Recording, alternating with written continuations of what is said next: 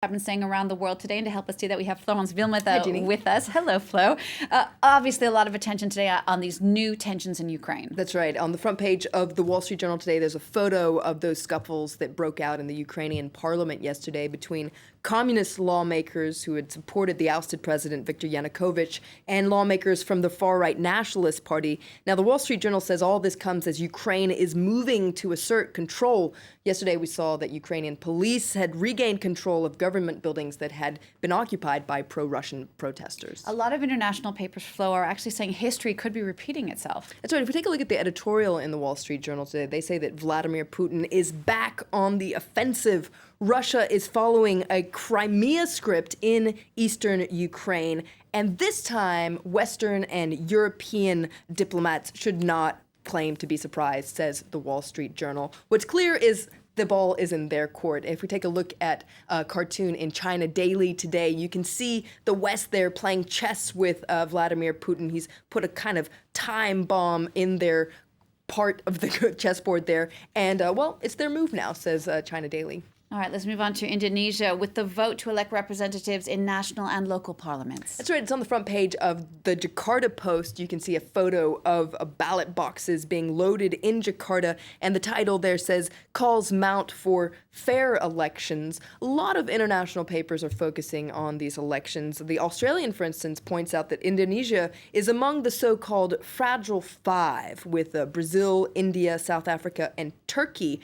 And now what's interesting is all these countries are running national elections this year, and the Australian says that the elections in Indonesia are an opportunity for the country to distance itself from this, quote, odious comparison with the others, because according to the Australian, Indonesia is not as fragile as some of the other countries in this group. For instance, in financial and diplomatic circles, there's a high level of optimism for the outcome of these elections. All right, moving on now to French politics. There was lots of focus on France's new Prime Minister, Manuel Valls, and his first big speech to Parliament yesterday. That's right. It was his first major policy speech. So how is the press reacting? How did he do in the speech? Well, a lot of the press is actually quite convinced. Let's take a look at some front pages. 20 Minutes, for instance, talks about how Valls was on the offensive. He was very successful in marking his territory, says 20 Minutes.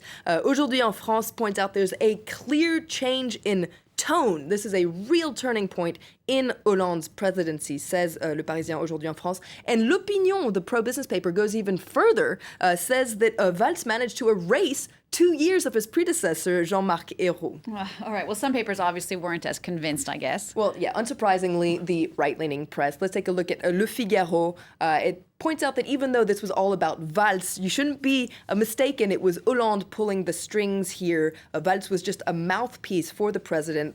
Le Figaro talks about Hollande's Valls style. All this was really Hollande. And Le Figaro in its editorial says, what a missed opportunity that Valls did not seize. Libération, the left-leaning paper, this is surprising, is also critical of Valls' speech yesterday. He says it was very good in form, but what about the substance? His speech had holes in it. That's what Libération says. He did tell the truth, but he told a selective truth. There were a lot of things he left out.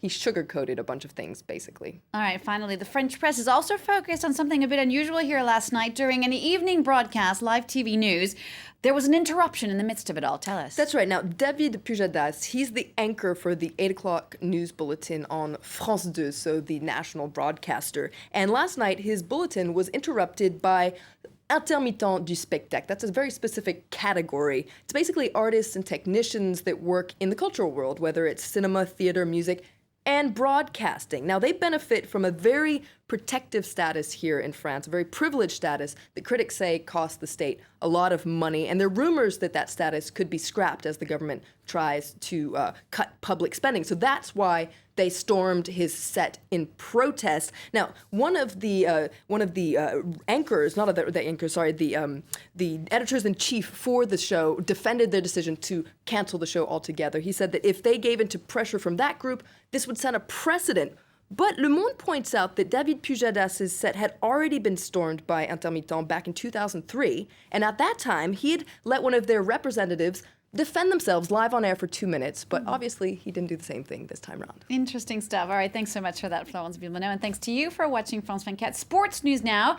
It starts with the latest in the Champions League, where it was a rough night for Paris.